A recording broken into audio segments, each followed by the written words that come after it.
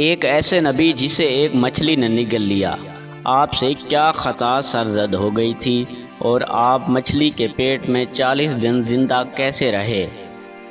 اس video میں ہم اس ہستی کے متعلق جانیں گے جو قرآن مجید میں یونس اور توریت میں یونہ کے نام سے آیا ہے۔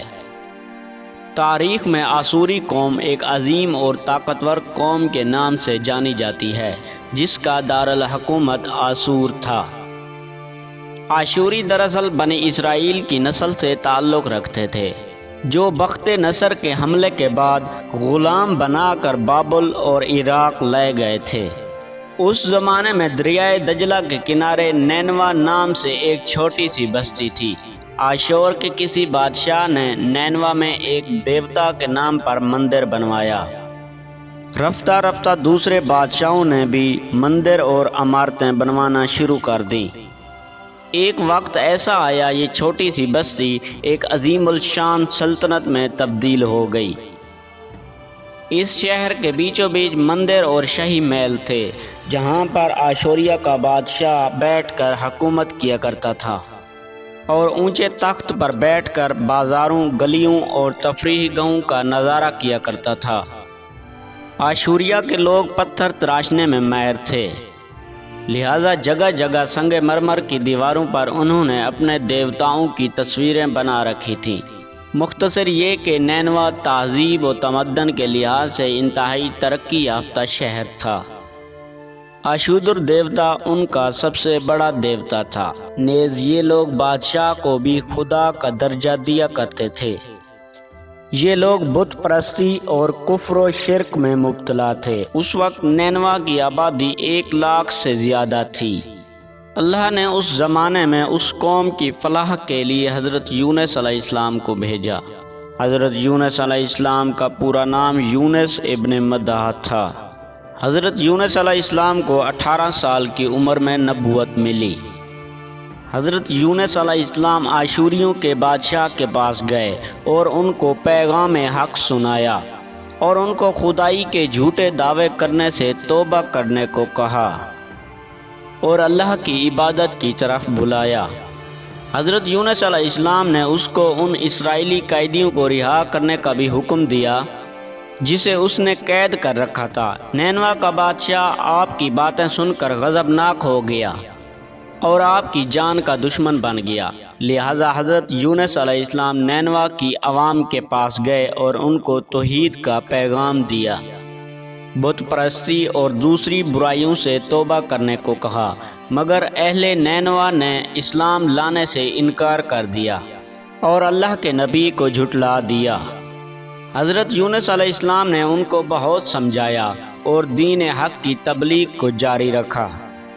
دیکھتے دیکھتے 40 سال کا عرصہ گزر گیا اور حضرت یونس علیہ السلام کی باتوں کا ان پر کوئی اثر نہ ہوا، حتیٰ کہ انہوں نے حضرت یونس علیہ السلام کو دھمکیاں بھی دیں کہ اگر آپ نے آشودر دیوتا کے بارے میں کچھ بھی غلط کہا تو ہم آپ کو قتل کر دیں گے۔ آخر کار حضرت یونس علیہ السلام اپنی قوم سے مایوس ہو گئے۔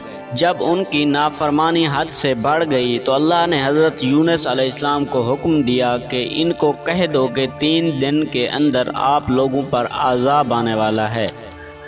چنانچہ آپ نے اہل نینوا میں اعلان کیا کہ اگر تم نے 3 دن کے اندر بت پرستی اور کفر و شرک سے توبہ نہ کی تو تم پر اللہ کا قہر نازل ہونے والا ہے اور پورا شہر تباہ ہو جائے گا۔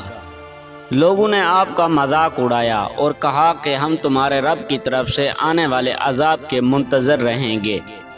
آپ کی قوم نے آپس میں مشورہ کیا، لہٰذا اس بات پر اتفاق ہوا کہ یونس نے کبھی ہم سے جھوٹ نہیں بولا تو یونس کی بات کو نظر انداز نہیں کرنا چاہیے۔ مشورے میں یہ بھی طے ہوا کہ دیکھا جائے کہ اگر حضرت یونس علیہ السلام رات کو اپنے گھر میں مقیم ہیں تو سمجھ لو کہ کل کچھ نہیں ہونے والا، اگر یہ اپنے گھر میں نہیں رہتے تو سمجھ لو کل عذاب آنے والا ہے۔ حضرت یونس علیہ السلام رات کو اس بستی سے نکل گئے۔ صبح ہوئی تو ایک سیاہ دھواں بادل کی شکل میں بستی والوں کے سر پر منڈلانے لگا۔ جب وہ قریب ہونے لگا تو ان لوگوں کو یقین ہو گیا کہ اب ہم سب ہلاک ہونے والے ہیں۔ دراصل حضرت یونس علیہ السلام اپنی قوم سے ناراض ہو گئے تھے۔ حالانکہ حضرت یونس علیہ السلام کو اللہ تعالیٰ کی طرف سے یہ حکم نہیں دیا گیا تھا کہ عذاب آنے پر تم اپنی بستی سے نکل جاؤ۔ جب عاشوریوں نے سارے عذاب دیکھے تو اللہ تعالیٰ سے توبہ و استغفار کرنے لگے تو اللہ تعالیٰ نے ان کو معاف فرما دیا۔ جب حضرت یونس علیہ السلام اللہ تعالیٰ کے حکم کے بغیر اس بستی کو چھوڑ کر چلے گئے اور دریائے فرات کے کنارے پہنچے تو وہاں پر ایک کشتی کو مسافروں سے بھرا پایا۔ حضرت یونس علیہ السلام اس کشتی میں سوار ہو گئے اور کشتی نے لنگر اٹھایا۔ پورا دن کشتی سمندر میں سکون سے چلتی رہی۔ اچانک سمندر میں طوفان آ گیا۔ لوگوں نے اپنا ساز و سامان کشتی سے باہر سمندر میں پھینک دیا تاکہ کشتی کا وزن ہلکا ہو جائے۔ جب کشتی ڈگمگانے لگی تو کشتی والوں کو یقین ہو گیا کہ اب ہم غرق ہونے والے ہیں۔ تو کشتی والوں نے اپنے عقیدے کے مطابق کہا کہ ایسا معلوم ہوتا ہے کہ ایک غلام اپنے آقا سے بھاگا ہوا اس کشتی میں سوار ہو گیا ہے۔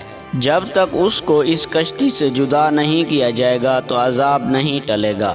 حضرت یونس علیہ السلام یہ سب کچھ سن رہے تھے اور انہوں نے سوچا کہ میں اللہ کے حکم کے بغیر نینوا کو چھوڑ کر واپس چلا آیا اور یہ میری آزمائش کے آثار ہیں۔ یہ سوچ کر انہوں نے اہل کشتی سے فرمایا کہ میں ہی وہ غلام ہوں جو اپنے آقا سے بھاگا ہوا ہوں۔ لہٰذا 3 مرتبہ قرآن اندازی کی گئی اور تینوں مرتبہ ہی حضرت یونس علیہ السلام کا نام نکلا۔ تو لوگوں نے مجبور ہو کر حضرت یونس علیہ السلام کو دریا میں ڈال دیا۔ اس وقت اللہ نے ایک بڑی مچھلی کو حکم دیا کہ حضرت یونس علیہ السلام کو نگل لو، یہ تمہاری غذا نہیں ہے، لہٰذا اس کے جسم پر کوئی تکلیف نہیں پہنچنی چاہیے۔ تو لہٰذا مچھلی نے حضرت یونس علیہ السلام کو نگل لیا۔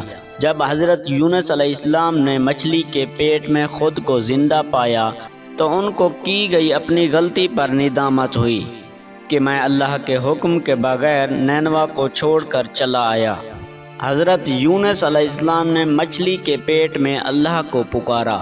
ان پر 3 اندھیرے اکٹھے ہو گئے تھے، رات کا اندھیرا، مچھلی کے پیٹ کا اندھیرا اور سمندر کا اندھیرا۔ آپ نے اس اندھیرے میں یہ کلمات کہے: اللہ تیرے سوا کوئی معبود نہیں، تو یکتا ہے، میں تیری پاکی بیان کرتا ہوں، بے شک میں اپنے نفس پر خود ہی ظلم کرنے والا ہوں۔ روایت کے مطابق حضرت یونس علیہ السلام اگر یہ کلمات نہ کہتے تو قیامت تک مچھلی کے پیٹ میں رہتے۔ رسول کائنات حضرت محمد مصطفیٰ صلی اللہ علیہ وآلہ وسلم نے فرمایا، جب حضرت یونس علیہ السلام نے یہ دعا کی تو یہ کلمات عرش کے گرد گھومنے لگے۔ تو فرشتوں نے یہ صدا سنی تو انہوں نے سوچا کہ یہ صدا بہت دور دراز سے آ رہی ہے۔ اللہ نے حضرت یونس علیہ السلام کی آواز کو سنا تو فرمایا، کیا تم اس آواز کو نہیں پہچانتے؟ فرشتوں نے کہا کہ نہیں۔ اللہ نے فرمایا کہ یہ میرے بندے یونس کی آواز ہے۔ تو فرشتوں نے کہا کہ اے اللہ، اپنے بندے یونس پر رحم فرما۔ تو اللہ تعالیٰ نے مچھلی کو حکم فرمایا کہ یونس کو بغیر کوئی تکلیف پہنچائے سمندر کے کنارے اگل دے۔ آیتوں کے مطابق حضرت یونس علیہ السلام اس مچھلی کے پیٹ میں 40 دن رہے اور پھر اس مچھلی نے اللہ کے حکم سے آپ کو سمندر کے کنارے اگل دیا۔ مچھلی کے پیٹ میں رہنے کی وجہ سے آپ کا جسم اس طرح نرم ہو گیا تھا کہ جیسے پرندے سے پیدا ہوا ایک بچہ۔ آپ کے جسم پر بال تک نہیں تھے، لہٰذا اللہ تعالیٰ نے اس سمندر کے کنارے ایک بیلدار درخت کو اگایا۔ روایت کے مطابق وہ درخت کدو کا درخت تھا، جس سے حضرت یونس علیہ السلام پر اس کا سایہ ہوا۔ اس کے بعد اللہ تعالیٰ نے ایک بکری کو بھیجا جو جڑی بوٹیاں کھاتی تھی اور صبح و شام حضرت یونس علیہ السلام کو دودھ پلایا کرتی تھی، یہاں تک کہ آپ تندرست ہو گئے۔ حضرت یونس علیہ السلام اس درخت کے سائے میں جھونپڑی بنا کر رہنے لگے، یہاں تک کہ آپ کی قوم آپ کو ڈھونڈتے ڈھونڈتے ایک دن اس سیل کے کنارے پہنچ گئی اور انہوں نے آپ کو دیکھ لیا اور آپ کے ہاتھ پر اسلام کی بیعت کر لی اور اللہ تعالیٰ سے توبہ و استغفار کرنے لگے۔ حضرت یونس علیہ السلام دوبارہ نینوا چلے گئے اور وہاں جا کر اپنی قوم کی رہنمائی فرمائی۔ حضرت یونس علیہ السلام کی زندگی نینوا میں ہی گزری اور وہیں آپ کا انتقال ہوا۔ اس قصے سے ہمیں یہ سبق ملتا ہے کہ ہمیں اللہ کی رحمت سے کبھی بھی مایوس نہیں ہونا چاہیے اور نہ ہی ہدایت کے معاملے میں اپنی ذات پر بھروسہ کرنا چاہیے۔ ہدایت تو بس اللہ ہی کے پاس ہے۔ دوستو، امید کرتا ہوں کہ آپ کو ہماری یہ ویڈیو اچھی لگی ہوگی، تو ویڈیو کو لائک، شیئر اور ہمارے چینل کو سبسکرائب کرنا مت بھولیں۔ تو مجھے دیجیے اجازت، اللہ حافظ۔